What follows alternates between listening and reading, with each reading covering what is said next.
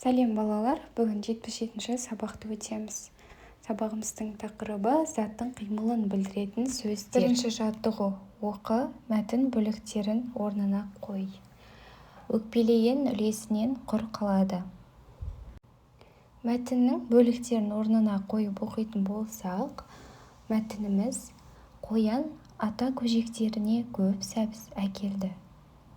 Бір-бірден бөліп берді. Ең кенжесі сұр көжек. Маған қотыр сәбіз бердің, жемеймін деді. Ал сәбізді басқа бір көжек бір-ақ асады. Сұр көжек аш қалды. Атасы оған, солай балам, өкпелеген үлесінен құр қалады деді. Мәтіндегі үлес сөзі тиесілі бөлік деген мағынаны білдіреді. Ал енді сұрақтарға жауап берейік. Қоян ата көжектеріне не әкелді? Қоян ата көжектеріне көп сәбіз әкелді. Сұр көжектің ісі дұрыс болды ма? Қалай ойлайсыңдар? Әрине, дұрыс емес. Барлығына бірдей сәбіз берілді. Ал сұр көжек сәбізін қотыр сәбіз деп жемей қойды. Дұрыс емес. Өкпелеген үлесінен құр қалады деп неліктен айтады? Берген затты ренжімей, өкпелемей алу керек.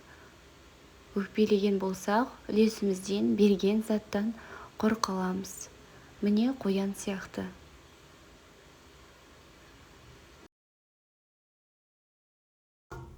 Екінші жаттығу. Көп нүктенің орнына керекті сөзді қойып, сөйлемдерді көшіріп жаз.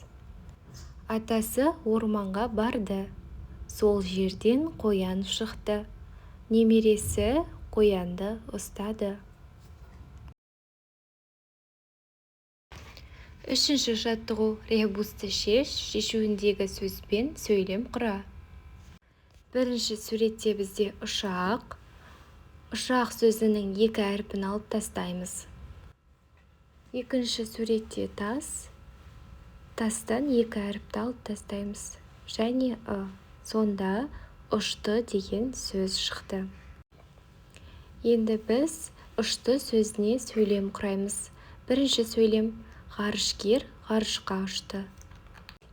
Екінші сөйлем Юрий Гагарин 1961 жылы 12 сәуірде алғаш рет ғарышқа ұшты. Үшінші сөйлем құстар бір-бірінің артынан ұшты.